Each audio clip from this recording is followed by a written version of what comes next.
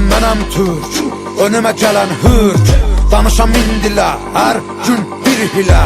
Mərkiyə qadağalarım, doğrana dilim ili ilə. Mənəm burada sahibi mülkətim, Türkdür qanım Türk. Yer üzündə kul mənəm, düşmanıma qul mən. Nəsimi kamanından bıraxdığı o tir mənəm, tir mən. Qırmızı gözlərim çalxalayıb salaram bura toz, toz duman mən. Vermərəm aman mən bir bax heybətə, tanınaram qeyrətə. Bağlıyam izalətə, babək kimi doğranamaya cüzarətə.